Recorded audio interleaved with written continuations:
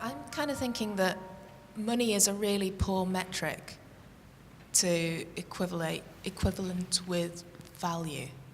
And that the value of what all of you are doing and how you're working, it has to pass into monetary exchange at some point, because at some point you have to pay bills. But I'd really like to hear a little bit more about the non-monetary value that you guys are all making and how you tell those stories. I think you kind of touched on it with the social media, with being able to kind of point at something awesome someone's done. So maybe beyond, we've kind of heard about people having access to culture, but what's the metric there? And then maybe, Nick, do you want to respond to this? Yeah, sure. So, I mean, when I was describing this transition between the sort of defunct phone business and the bulb business, the thing that gave us it wasn't like we were starting again. We had a big, step up because we'd built a bunch of relationships and we'd already kind of built the brand, so people were on the journey with us, and they knew that we'd taken this novelty thing and done it with a degree of integrity that sort of supported it as an idea and as a sort of set of values, but not necessarily as a business. So the monetary bit failed, but we succeeded at convincing people we were sort of into it for the right reasons, and that we weren't prepared to sort of throw our values out the window just to chase the business. And that was transferable. So that just hopped straight across to Plumen. So when we put our press release out for Plumen, we were talking to all the same kind of journalists and influencers and stuff that we'd spoken to about the phones.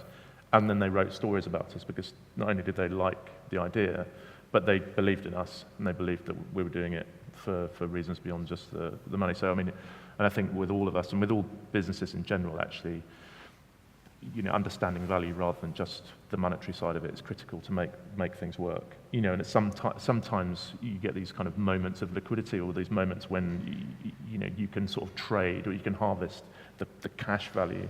But there are lots of other times. I mean, we're in a long period where actually there's not a lot of sort of cash or monetary value. We would be stupid to try and make it liquid at this point, because the value is all bound up in lots of things that can't be realised, and the potential can't be realised now, and that's why we're pushing. That's why we're moving the business in a direction where it can, and these sort of exchanges between these kind of notional values and real value, are not easy, but are the key to making things work. And it could be anything from just the way people feel about things, or the experience you give them, or these sort of chains of connections that you're creating between ideas and products and markets and channels and all these things that sometimes are monetary, but most of the time aren't. They're about other things. Barney, is there any? Yeah, I mean, something that we sort of retrospectively realised with Giotto is that it was taking all the sort of content and media and things that we enjoy off of our screens and into a different place. So you're not sort of stuck there staring at your phone all day long. You have there's a new outlet for this type of thing, a new way of for people to experience artwork and illustration. But I mean, I think we had quite a narrow viewpoint of what Giotto did to begin with, but having launched a Kickstarter and received countless feedback from various different people, there's so many other uses for it. So we've had more than one person actually get in contact saying that they really want to use it for their sort of like elderly grandparents who are suffering from dementia, and they'd like to give them a piece of technology that allows them to communicate with them, but it's not really daunting for their grandparents, because the fact that it is a pen and a whiteboard is something that they understand. So they're able to send them messages saying, remember to take your pills, or something like that. If I'm following, how do you share those stories with other people? How do you capture those values? I mean, that's something we need to do. We're still working that out. But at the moment, will there be a massive Giotto in every town? Possibly. At the moment, we've just been sort of collecting all of this feedback from people, because obviously we still haven't produced the product yet. But yeah, we've learned so much from the community of people that are now around us with the Kickstarter.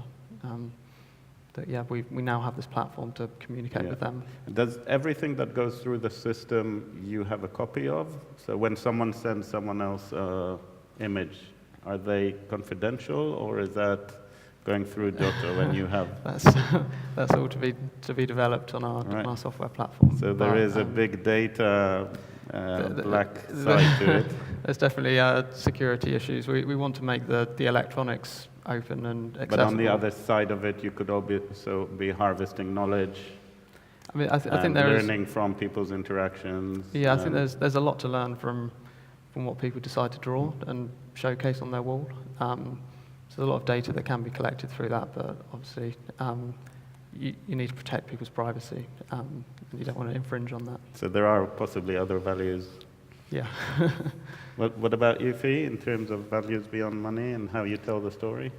Yeah, I mean, I think that's kind of such a core part of what we do anyway. Is, you know, it's always about open access. It's always about the fact that it's all Creative Commons and it's free, and that's that is a huge part of it. The That money is it. that is it. So.